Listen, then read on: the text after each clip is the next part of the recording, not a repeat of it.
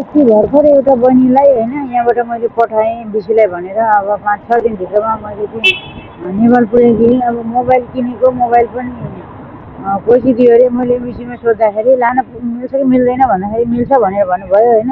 तर अब खोजिदियो भनेर भन्छ। मैले चाहिँ अब त्यो बहिनी अगाडिमा परेको थियो, त्यही भएर मैले लुगा जुत्तादेखि लिएर होइन मोबाइलदेखि लिएर मैले सबै सपिङहरू गरेर पठाएँ नेपाल।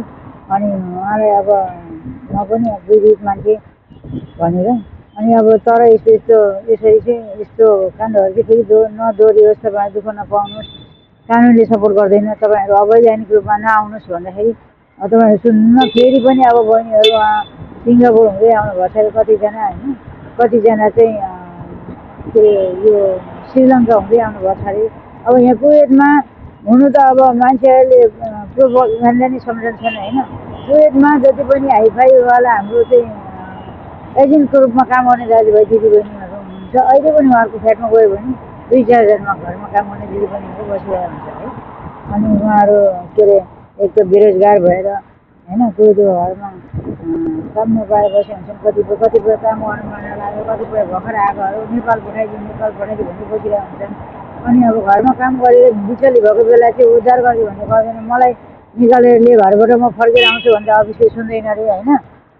मोबाइलको सबै उयोहरू पनि एप्सहरू पनि डिलिट गरिदिन्छ अरे। मोबाइलको चाहिँ कन्ट्याक्टहरू पनि सबै A to Z सबै डिलिट गरिदिन्छ अरे। अनि त्यसपछि मोबाइल पनि खोजिदिन्छ अरे। फेरि घरबाट निस्केर बाहिर आइसकेपछि चाहिँ आइजाइको हुन्छ। घरबाट बाहिर निस्केपछि अन्त काम पठायो भने उनीहरूलाई 50 रुपियाँ आउँदो रहेछ, 50 किलो यहाँको होइन।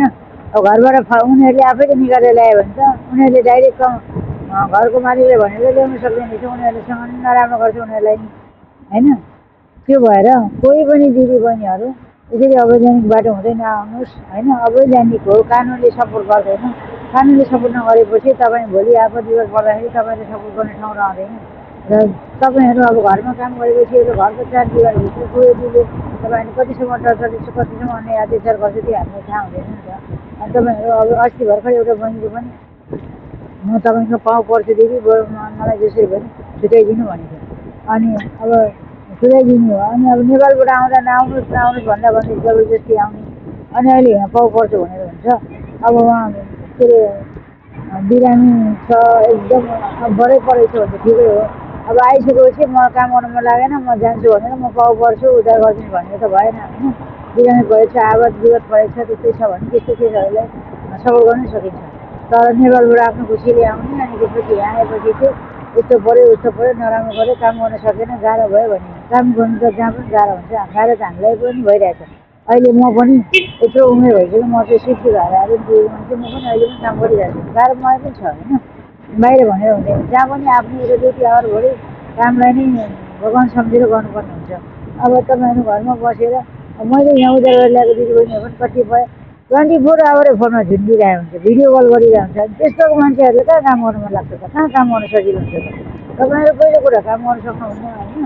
अब सबै दिदीबहिनी त होइन, केही चाहिँ दोस्रो कुरा तपाईँहरूलाई यहाँ काम गर्नु मनै लाग्दैन। अब नेपालबाट आउँदै के अरे एजेन्टहरूले होटलमा राख्ने अरे, आफ्नो साथीहरू बोलाएर रमाइलो गर्ने अरे, बस्ने अरे, खाने अरे। अनि एजेन्टलाई पैसा टन्न तिराउने अरे, एजेन्टलाई पैसा भक्कु तिर्ने अरे। अब एजेन्टले त यहाँ भक्कु पाउँछ, उसले भक्कु तिरिदिइहाल्छ, फरक पर्दैन। तर नेपालबाट आउँदा आयो सिधै होटलमा गएर बस्नु पायो, खानु पायो, मोज मस्ती भयो, रमाइलो भयो। आफूले चाहेको मन लागेको साथीभाइ पनि ल्याएर बस्न पायो भनेर तपाईँहरू त्यसरी भलेर आउने होइन नि। यहाँ आइसकेपछि तपाईँलाई के गर्छ भन्ने कुरा त त्यहीँ बसेर सोच्नुपर्छ। अनि तपाईँहरूलाई भन्दाखेरि अब तपाईँहरूले यत्रो कुवेतमा यत्रो घटनाहरू घटेको छ तपाईँहरूले देख्नु भएन इन्टरनेटमा भन्दाखेरि मैले त कसम होला देखेन अरे। अब तपाईँहरू एउटा चाहिँ बालबच्चा भइसक्यो, व्यावहारिक मान्छे होइन, घर व्यवहार भएको मान्छे। अनि यत्रो के अरे एसएलसीसम्म पास गरेको मान्छेहरूले त न्युजमा केही पनि देख्नु भएन। अनि त्यसपछि मलाई थाहै भएन भन्नुहुन्छ भने अब त्यो पढ्दै नपढेको सोझो सिधाहरूले चाहिँ के चाहिँ देख्छ होला त उनीहरूले चाहिँ होइन। केही पनि देखेको छैन होला नि त। अनि त्यही भएर आउने अनि दुःख पाउने हो होइन। तपाईँहरूले थाहा छैन विदेशको बारेमा भने आउँदै नआउनुहोस्। विदेशमा कतिसम्म कष्ट हुन्छ, कतिसम्म टर्चर दिन्छ। अब अलिकति सक्षम मान्छेहरूले त यहाँ अन्य अत्याचार सहेर कति बाध्य भएर काम गर्नु परेको हुन्छ भने अझ सक्षमै नभएको मान्छेहरू अन्य अत्याचारै नसहने एक शब्द भन्नु पनि झगडा गरिहाल्ने खालकोहरू चाहिँ नआउँदा हुन्छ। अब घरको मालिकले तिमीलाई ट्रेनिङमा त होइन कुकिङ पनि सिक्यो भन्दाखेरि मलाई आउनु त आउँछ तर मैले सिकिनँ भन्नुहुन्छ तपाईँहरू आफै। काम सिकेर तपाईँ आफ्नो लागि हो नि त। तपाईँले कुकिङ जान्नुभयो भने फेरि ट्रेनिङ गर्ने अर्को मान्छे ल्याउन सक्यो होला होइन। र तपाईँले राम्रै गर्नुभयो भने तपाईँलाई मन पराउँथ्यो होला, तपाईँको कामको तारिफ गर्थ्यो होला, तपाईँलाई अझै राम्रो हुन्थ्यो होला।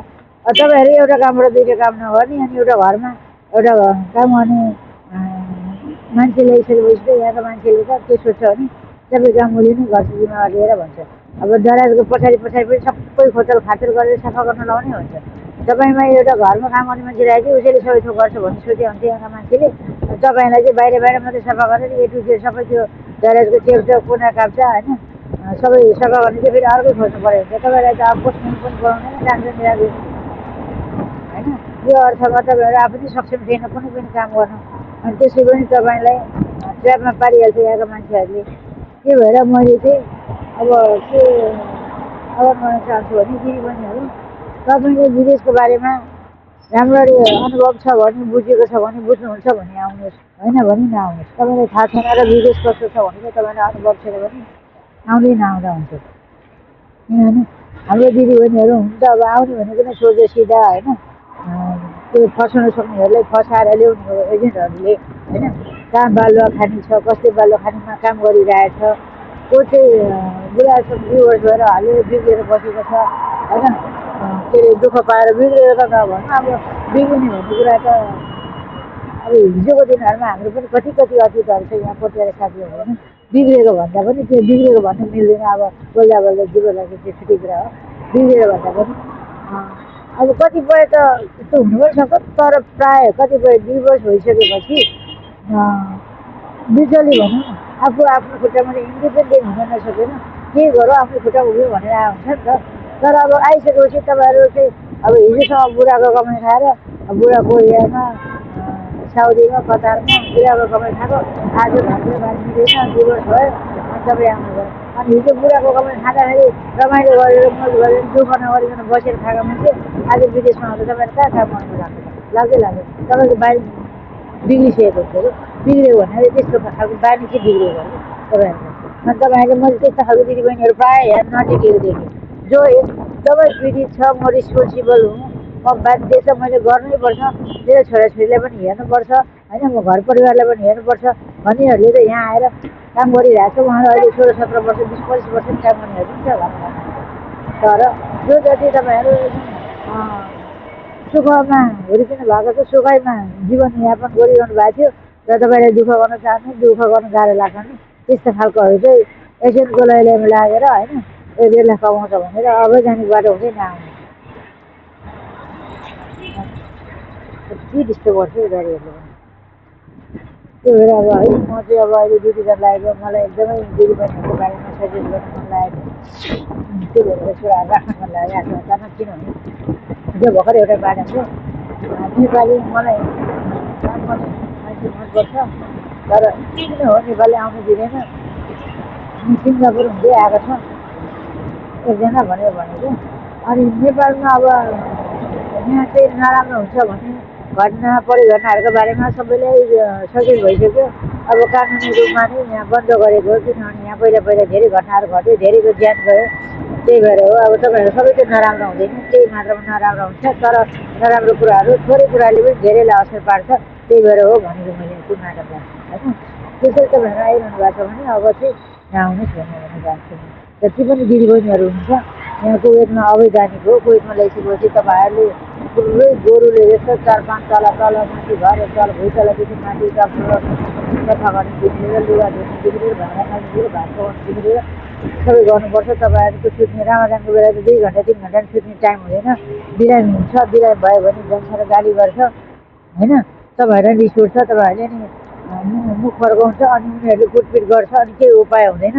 अनि त्यसपछि रुँदै कराउँदै मलाई यसो गर्यो उसो गर्यो मलाई माऱ्यो भनेर काम गर्नु मन नलागेपछि अनि च्याउँदै अनि तपाईँहरू फेरि उसमा मिडियामा आउनुपर्छ। अब कतिपय त पीडित नै छ उहाँहरूलाई चाहिँ म मान्छु होइन। उहाँहरूको लागि उहाँहरूले एड्रेस छोड्नुभयो भने उहाँहरू सम्पर्कमा आउनुभयो भने त्यस्तो एकदमै पीडित छ भने सिधै इम्बेसीमा गएर फलाना व्यक्तिले यस्तो समस्या परेछ तपाईँहरूले के गर्नु सक्नुहुन्छ भनेर भन्नु पनि मिल्छ कि। हुन त अब अहिले मेरो इम्बेसीमा त्यो सम्पर्क पनि छैन, को छ एम्बेसडर त्योसम्म पनि थाहा छैन होइन। राजदूत को छ भने पहिला पहिला चाहिँ अब 5-7 वर्ष 8-10 वर्ष त मैले चिनेको त्यो नयाँ जोलाई चिनेको त छैन त्यही पनि इङ्ग्लिसमा गएर नेपालीको नाताले उनीहरू गार्जेनको नाताले हाम्रो कुरा राख्नु मिल्छ कि अनि त्यसो गर्दाखेरि चाहिँ एकदमै क्लियरै छ भने उहाँहरूको लागि हामीले सबै गर्न सकिन्छ होइन तर बनाउन गरेर काम गर्नु मन लागेर आइसकेपछि मलाई काम गर्नु गाह्रो भयो यसो गरिदिनु भन्यो भने चाहिँ नआउँदा हुन्छ है। अब मेरो दिदी गाडी पनि आयो धन्यवाद।